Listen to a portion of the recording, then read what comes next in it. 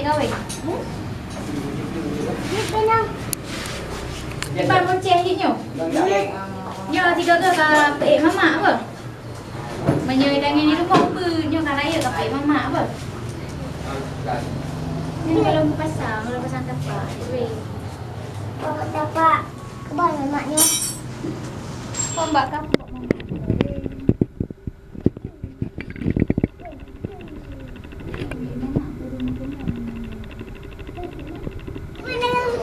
Ayo, kah lah cocok mentantik ke? Ayo.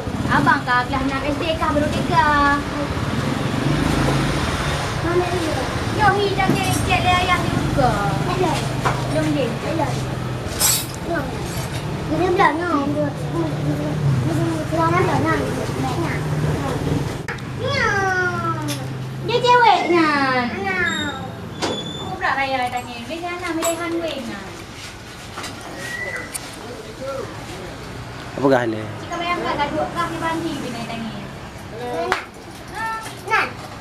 Nyo juk weng aja untuk menyonyok kubah di thôn tự baru juk weng. Yang uang tanya. Ka bere. Tu gede pi no be ah. Ya raya. Nela raya. Anak kecil. Macam mana? Dia panggil le mah dia. Đây rồi kỳ bang. Nandro. Dek dia kumi mai no. Ji. Mayang lo. Ji ainan. Mayang. Mayang dah andro ki. Rocky nak rubah aku. Mana?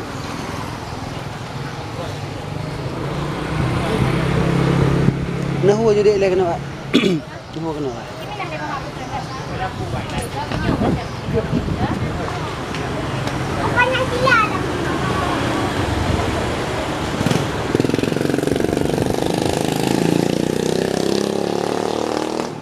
Apa nak go? Yang hadiah buah, hadiah kahwin. Ya, jom meja. Buah meja. Neng. Lagi dari hadiah yang Ini nak ya.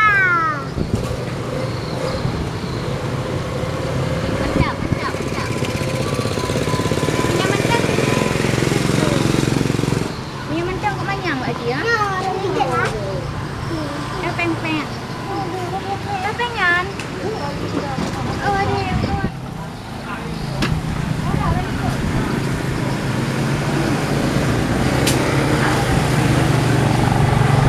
Hai le ka. Ni.